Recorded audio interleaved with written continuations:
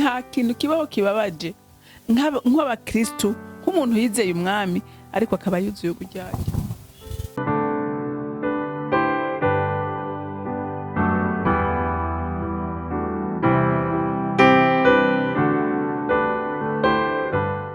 Bakunzi bahori Kanani TV, ndabaramukije ngo amahoro ya Kristo abane namwe mwese, abari hafi n'abari kure. Imana yo mwijuru umugisha. Ndashimira Imana cyane ku bwanyu kubona dusangira ijambo ry'Imana ku munsi. Rero mbere ko tuganira ibyo data hayo no munsi, reka tubande twishire mu biganza by'Uhoraho. Mana y'amahoro, Mana nziza, wowe byagiye ku ntebe y'ingaje mu ijuru, ndaguhaye icubahiro n'ishimwe bikubereye. Uri Imana dukunda, uri Imana turinda ku murango no mu ijuru, uri Imana dutegurira ibyiza uko bukeye nuko bwije. Mwami Imana n'uyu munsi wateguye byinshi kubw'abana bawe, ndabizi neza ko uzi inzara bafise n'inyota, ari naco gituma Mwami ijambo ryose utanga ku munsi riba rifise uwo warirungikiye kugira ngo rimutabare. Unyemerere n'ubu usiga akanwa kanje kugira ngo mbashe kukubera Mwami Imana akanwa kawe, mbashe gutanga message nkuko bigomba, kuko ibyo wateguye ni byiza ku bana bawe Mwami. Ndagushimiye kandi ndaguhimbaje, icubahiro cyose n'amashimwe yose aba yawe mu izina rya Yesu Kristo umwami wanje senze gutyo, amen amen. Ku munsi w'ejo twari twabonye ubwenge ko bw'isi, ubwenge butangwa n'umugwanizi, kuko Satani nta na rimwe azana ibyiza, nta na rimwe akora ibyiza kuko ni se w'ibibi. Haleluya. Kandi nabamukorera nabakunda gukora ibyiwe n'abana biwe, ariko abakunda gukora iby'Imana b'Imana. Reka rero turabire hamwe uyu munsi ubwenge buva mu ijuru, ubwenge butangwa n'Imana ikiburanga. Haleluya. Reka rero dusome muri Yakobo igice cya 3, turasoma kuva ku murongo wa 17 n'umurongo wa 18. Haravuga ngo ariko ubwenge bwo mu ijuru ijya mbere uratunganye kandi n'ubw'amahoro, burengenga, bukunda kugigwa inama, bwuzuye imbabazi n'ivyamwa byiza, ntibukekeranya, ntibugira uburyarya, kandi imbuto zo kugoroka zibibwa mu mahoro n'ababanguranya. Amen.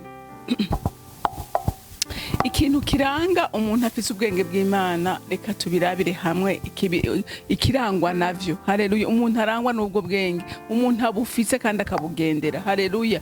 Turabe ingere ibimuranga ivyo ari byo. Icambere twumvise yuko ngo ariko ubwenge buva mu ijuru ngo ijya mbere buratunganye. Haleluya. Bantu b'Imana, umuntu atunganye n'umuntu aryoshe. Haleluya. Ibyo akora byose bihabwa umugisha. Kubera iki? Kubera atunganye, nta bujyajya buba muri we. Haleluya. Nta bugunge buba muri we, ibyo akora byose abikora neza n'inyankamugayo. Haleluya. N'umuntu atunganye n'inyankamugayo. Rero umuntu by'ukuri yamenye Imana, akaba yaramurikiwe n'ubwenge bw'Imana, aba ari inyankamugayo. Haleluya. N'ukuri hariho abantu uraba ukaraba ibintu bakora ukavuga uti none ujya muntu by'ukuri arikunda, ujya muntu arafise ubwenge, ariyumvira ko ibintu ariko arakora ejo bizomugirira ingaruka mbi. Imana idutabare. Abantu bafise ubwenge butamurikiwe bakora ibikorwa bibica. Haleluya. Bakora ibikorwa bibica, bakora ibintu bibakwegera ingorane. Ariko umuntu by'ukuri afise ubwenge bw'Imana amenya guhitamo. Haleluya. Amenya guhitamo ibyo akora. Haleluya. Kuko aba byinshi anabikora yasenze, hama Imana ikamubwira. Rero by'ukuri duharanire kuba abantu b'inyankamugayo. Haleluya.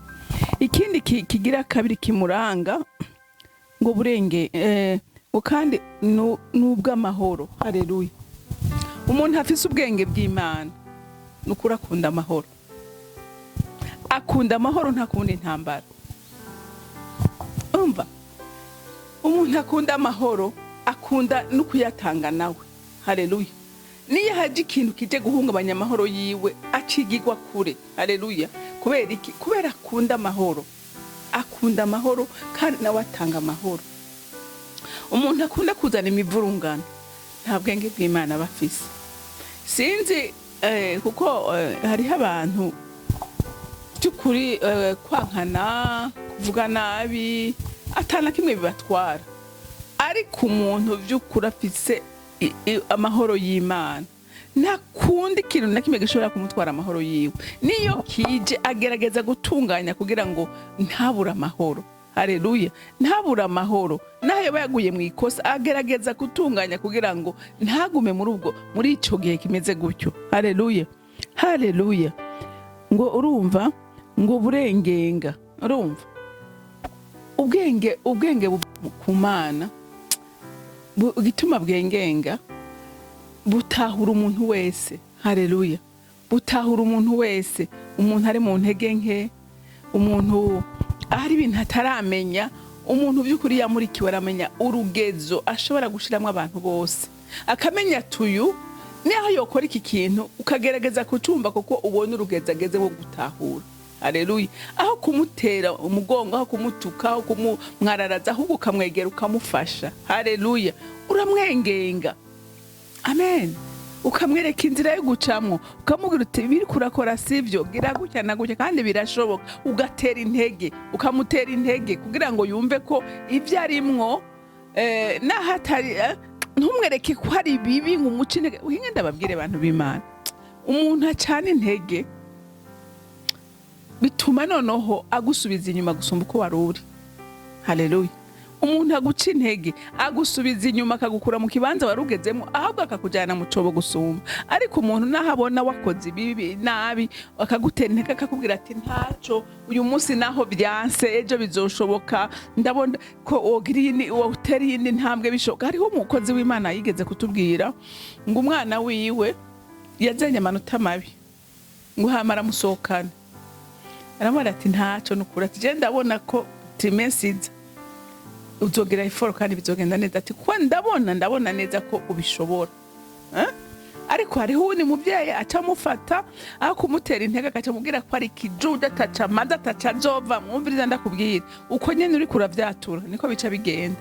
Acabuta ashobora kuvamo, acaba ikijuju gusumba uko yarari. Ariko igihe umutera intege, igihe umwankuraja, aca yumva avuga ati kameme papa yavuze canke mama yavuze, ndumva ko bishoboka. Haleluya. Rero tuba abantu bagira ikibengenga, abari mu ntege nke tubafashe, tubengenga ahubwo tubaduze, tubakomeze, tubereke ko ivyo barimwe bishobora guhinduka. Haleluya.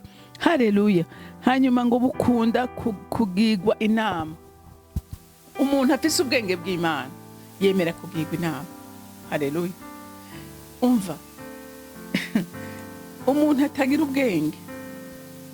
ubwenge by'ukuri, azi ko ivyiwe byose byamara ivyiza, azi ko we ibyo yavuze nta umuvuguruza, nta umurusha ubwenge, yamaze ko aruta bose. Uyu afise ubwenge atari ubw'Imana. Ubwenge bw'Imana amenya ko Imana idashobora gukora ikosa ngo ifate ibintu byose bikomanirize mu mutwe w'umuntu umwe. Oya, yatanze isabagiri. Uyu munsi wewe umuntu arashaka kuguhanura kuko afise ica kurusha muri domaine yini, ukemera rero guhanurwa. Haleluya. Umuntu afise ubwenge bw'Imana yemera guhanurwa. Haleluya. Haleluya. Uremera guhanurwa. Uremera. Hari gihe ivyo uri kurakora uba wihenze, ubanza kumviriza ukaraba uti vy'ukuri, ugashira ku munzani, mbega ibi bintu umuntu ariko arambwira ni ivy'ukuri canke si ivy'ukuri. N'ubu umuntu uvuga ngo nta muntu numwe numva je ivyanje birankwiye. Ariko ufise ubwenge bw'Imana yemera kugigwa iki? Yemera kugigwa inama. Ngo bwuzuye imbabazi n'ivyamwa vyiza. Hinge nkubwira, ukabona atambabazi ufise mu mutima wawe, ukabona ibintu vyose ubibona co kimwe, nagira nkubwire ngo ubwenge bw'Imana ntabugira. Umuntu afise umutima w'Imana yamurikiwe, ubwenge bwiwe bwamurikiwe n'Imana, agira imbabazi. Agira imbabazi abababara, agira imbabazi amerewe nabi, agirira imbabazi abandi. Haleluya. Haleluya. Agira imbabazi akama n'ivyamwa vyiza. Haleluya. Uraza umuntu ashobora guca ku muntu amerewe nabi ukabona nta susi, nta no kwirirwa ngo anahagarara arabe canke yumvise nk'umuntu ari mu ngorane ntiyumve ngo yokora no mu mufuka ashobore guhezagira uyo muntu. Umviriza, nta bwenge bw'Imana burimo. Urabe Kristo aho yaca hose yagenda agira neza, yagenda atabara abantu. Natwe tuba abantu by'ukuri batabara, tuba abantu bakompatisa. Haleluya. Mu gihe umuntu ari muri situation akeneye ubufasha, umuntu afise umutima w'Imana agira uwo mutima wo gufasha abandi. Haleluya. Haleluya. Ngo ntibukekeranya hari umuntu ubona ibintu byose yamana amadute muri we, nta kwizera kuba muri we, ariko umuntu yamurikiwe n'ubwenge bw'Imana, si ubwenge bw'Imana, ntakekeranya, agira ukwizera. Haleluya, haleluya, agira ukwizera. Ubwenge bw'Imana butuma umuntu adakekeranya. Amen. Akizera akamenya ko ivy'Imana yavuze ari byo, itabesha. Haleluya. Ngo ntibugira ubujyaje. Ubwenge bw'Imana nta bujyaje. Ninge ndababwira iri jambo turaza kuriraba muri Bibiliya ry'ubujyaje. Kuko nta kintu kibaho kibabaje nk'abakristo, nk'umuntu yizeye umwami ariko akaba yuzuye ubujyaje.